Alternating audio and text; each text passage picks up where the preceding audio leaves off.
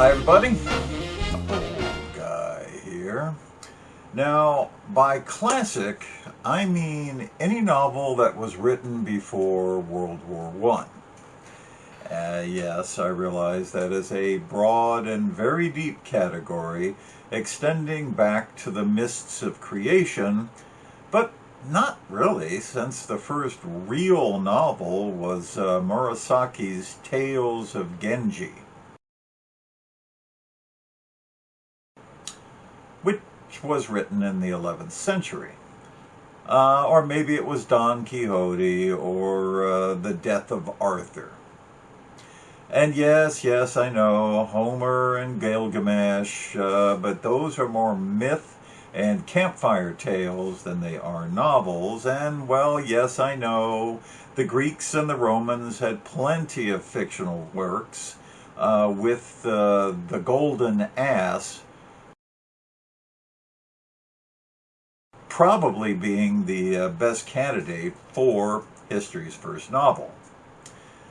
Well, why don't we just go ahead and include cave paintings in that then too, huh? No.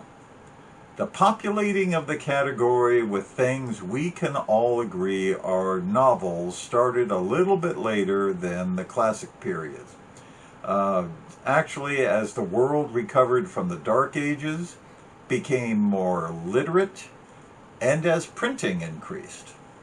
Those books, such as these. Number 10, The Adventures of Tom Sawyer by Samuel Clemens, Mark Twain, pick your name. These somewhat dangerous misadventures of a troublemaking scamp named Tom Sawyer and his pals, including the legendary Huckleberry Finn.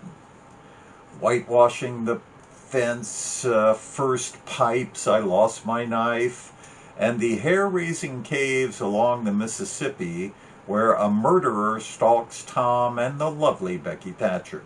This is the book that sparked my lifelong love of reading. A tale my second grade teacher, the beautiful Miss Hale, read to us every day at story time back there at B.C. Sweeney Elementary in Lawton, Oklahoma. I loved the book so much that I asked her if I could borrow her copy, and, 7 to 8 years old, and she's like, "Really? You think you can read this?" I did, and I did, over and over. By the time second grade ended, I had the thing practically memorized and was reading at middle grade levels. This is not an exaggeration. She gave the book to me when school ended, which, if you understand books were somewhat hard to come by back then you know that was quite a great gift. Thank you, Miss Hale. You taught me to love reading.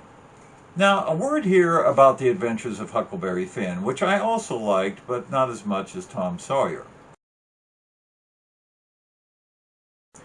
Huckleberry Finn is under Marxist revisionist literary criticism dialectic Hegelian assault these days over certain words that were standard use back when Samuel Clemens wrote it. I mean, what other words did you expect him to use?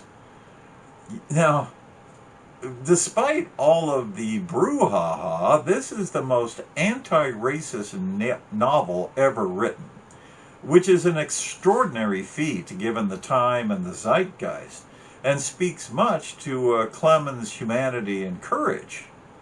I mean, a little white boy comes to appreciate and believe in the humanity of a black man as they join forces to survive a society bent on crushing them both. What's the problem? Number 9, The Mysteries of UDOLPHO by Anne Radcliffe. Considered the first Gothic novel, or maybe the Castle of OTRANTO is, you decide. But this is actually the world's first Scooby-Doo mystery. Emily St. Aubert is imprisoned in the Castle of UDOLPHO by the dastardly Montoni, who has married Emily's guardian and is trying to get the deed to the ranch. Get the aunt to sign over the property before Emily inherits it, that is. There's a lot of hair-raising activity which turns out to have rational explanations. Drat those meddling kids. Number 8, Pride and Prejudice by Jane Austen. Come on, this is the wittiest novel ever written, hands down, and had me laughing out loud every other page or so, and still does. The trials and tribulations of Elizabeth Bennet, as she meets and hates the insufferable Darcy, and then, well, doesn't. Forget the films, although the Keira Knightley one is pretty good, and that BBC series is also pretty good. You have to read this to truly appreciate the magnificence of a well-turned phrase. My favorite character is actually Elizabeth's father. He's just downright hilarious. Number 7, Frankenstein by Mary Shelley. The first true science fiction novel, the result of a midnight contest somewhere near Lake Geneva. The novel is just stunning, and of course bears no resemblance to the vast majority of movies derived from the source material, except maybe that Robert De Niro one. That seems to come the closest. The hubris of man who thinks he can overcome God, overcome nature, with devastating and heartbreaking results. Most compelling character in the whole book is the creature, an innocent, cruelly treated by his creator. Could be metaphor. Number 6, Caleb Williams by William Godwin. Mary Shelley's father wrote this, and it's easy to see where she got her writing chops. It also helps that her mother was another extraordinary writer, Mary Wollstonecraft. Caleb Williams is a poor orphan who obtains a job on the Falkland estate and observes Lord Falkland's extraordinary fits of rage brought on by practically nothing.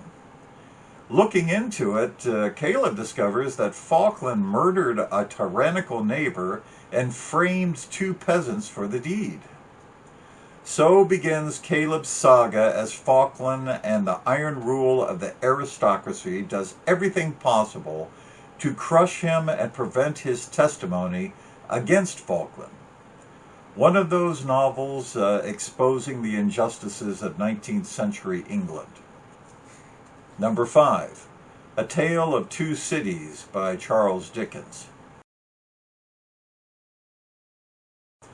Pretty much any Dickens novel is a favorite of mine, but this serves as probably the best representative, with probably the best opening paragraph in all of literature. Sidney Carton does a far, far better thing in exchanging places with the condemned Darnay than he has ever done in his life. But once you read the novel, you may contend with that. Carton seems more manic-depressive than anything and may have made his decision on a downswing. No pun intended. At any rate, this is an extraordinary novel of how ideologies quickly devolve into envy and revenge. And the image of Madame Defarge and her knitters recording all the perceived crimes of the French aristocracy presages the Stasi tapping phone lines, which is not allowed. Number 4, Sebastopol Sketches by Leo Tolstoy. Yeah, Anna Karenina and unhappy families and all that. But this, which is actually 3 short stories about 2 brothers, both of whom are Russian officers at the siege of Sebastopol during the Crimean War, is extraordinarily stark and modern, and probably the best thing Tolstoy ever did.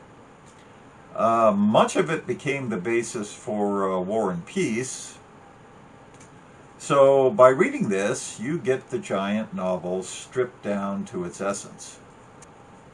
Number 3, Les Misérables by Victor Hugo. I mean the unabridged monster version of the book, the, French War and Peace, not that Cliff Notes thing you read in high school. The entire story, unabridged, is jaw-dropping, mostly when Hugo diverts away from Jean Valjean and explores other characters like Marius and Enjolras, and weaves them back into the story. Yes, the original work contains a lot of extraneous material, such as a discussion of the Battle of Waterloo, but Hugo is making his points. The long way around, to be sure, but points nonetheless. Number 2, The Time Machine by H.G. Wells. You've seen the movie, now read the book, which is light years above any film or TV adaptation ever made. Everyone focuses on the Morlocks and the Eloi, but the subsequent chapters, where the traveler reaches the end of time, are mind-blowing. And number 1, Notes from the Underground by Fyodor Dostoevsky. Probably the most difficult of these to read, and actually more novella than anything. It is so dense that you feel like you're reading Les Misérables, with less comprehension. So why do I like it? Because it is utter madness. The ravings of a man who craves the safety and security of an ordered society, but doesn't believe it is possible or even desirable. It has some of the most soaring and poetic prose ever written, all in the service of bleakness. Now, I know a lot of people don't like to read the classics because they are tedious and long and boring, and things don't happen for hundreds of pages. Right. That's because they didn't have TV back then. TV was in your head. And it was an author's duty to create the scene to the point where you could actually see it, visualize it, and within context.